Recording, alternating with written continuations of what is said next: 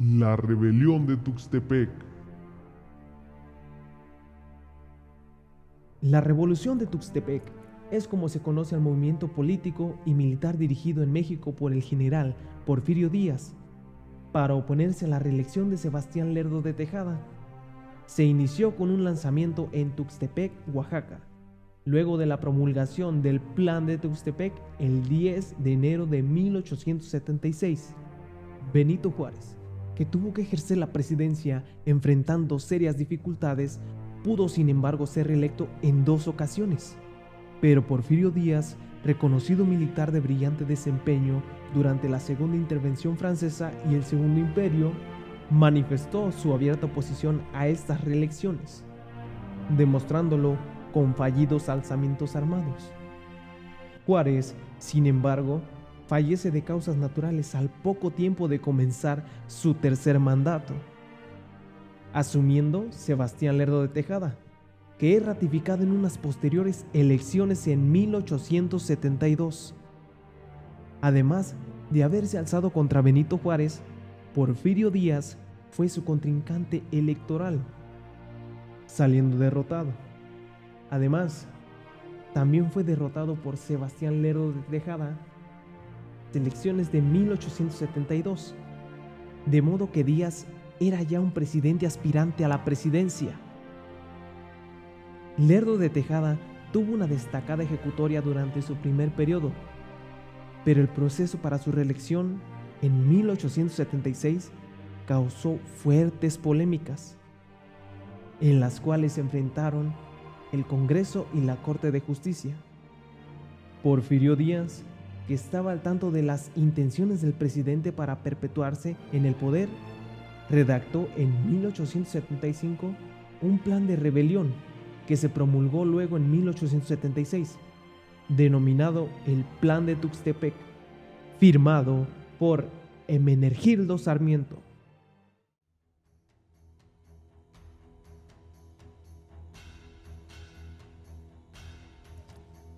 En el plan, Díaz se proponía como presidente de México, cláusula que eliminó la proclama de Tuxtepec. En el plan se acusaba al presidente de varias irregularidades, como corrupción de la justicia, dilapidación de los dineros públicos y abandono de la educación. A la declaración del plan siguieron los alzamientos de las diferentes regiones que se oponían a la reelección de Lerdo. En el desarrollo de los acontecimientos, los alzamientos militares que comenzaron en Oaxaca pronto se replicaron en otros estados del país, mientras las fuerzas que apoyaban a Díaz tomaban diferentes plazas. En otros lugares, los leales a Lerdo, comandados por Ignacio Latorre, que lograban contener la rebelión. El desarrollo de las hostilidades favorecía ligeramente a Porfirio Díaz, que además tiene un gran apoyo entre la población debido a su prestigio, lo cual era un punto que no favorecía a Lerdo de Tejada. Simultáneamente, luego de la elección que ratificó a Lerdo en la presidencia, estalló otro movimiento armado llamado Revolución Iglesista, impulsado por el presidente de la Suprema Corte, José María Iglesias. El general Alatorre, que había comandado a las fuerzas leales al gobierno, se sumó a esta última rebelión, pero fue derrotado por los porfiristas.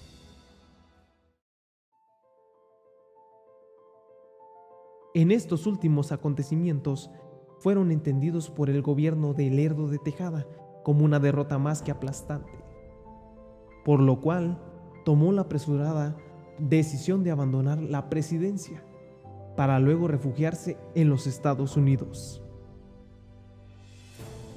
Ya era noviembre cuando Porfirio Díaz tomó México. Su consigna principal mientras se opuso a Juárez y a Lerdo era en contra de la reelección presidencial. Pero una vez obteniendo el poder, se convirtió en el presidente de México que fue reelecto la mayor cantidad de veces, ejerciendo la presidencia durante un lapso de más de 30 años. Este periodo es recordado como el Porfiriato y solo pudo terminar cuando en 1911 tiene lugar el encarcelamiento del candidato Francisco I. Madero. Este evento generó una serie de alzamientos a lo largo del país, que fueron el germen de la Revolución Mexicana.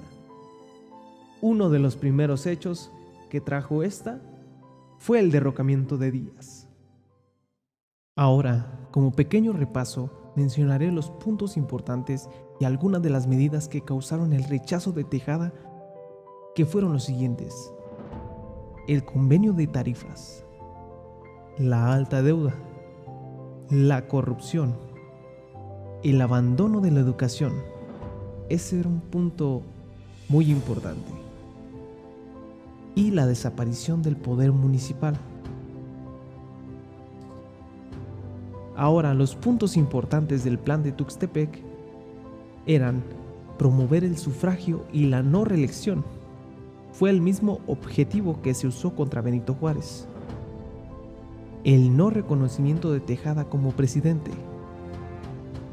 El reconocimiento de los gobernadores que se sumaran al plan o su destitución si rechazaban hacerlo. El reconocimiento de Porfirio Díaz como general en jefe del ejército. Y el reconocimiento de la Constitución de 1857 como la ley suprema de la República. Ahora, pongamos atención a las siguientes imágenes. El plan de Tuxtepec representa para esta ciudad y sus habitantes un hecho histórico significativo. Algunos historiadores señalan que fue un parteaguas que incrustó a Tuxtepec y esta zona norte del estado de Oaxaca en el plano nacional. Lerdo de Tejada resultó triunfador. En ese entonces, Porfirio decide retirarse y se refugió en la población de Tlacotalpan, Veracruz, muy cerca de Tuxtepec, en donde se dedicó al cultivo de caña de azúcar. En este plan, prometió respetar la Constitución de 1857 y ofreció la garantía de autonomía municipal bajo el principio de que ningún mexicano se perpetúe en el poder y esta será la última revolución, así como bajo el lema de sufragio efectivo no reelección. Su movimiento triunfó, por lo que la revolución de Tuxtepec es considerada uno de los antecedentes del porfiriato. Con el plan de Tuxtepec, Porfirio Díaz logró su cometido: ser presidente de México. Estas imágenes fueron una retroalimentación y un resumen de todo lo mencionado anteriormente. Espero y haya sido de su total agrado.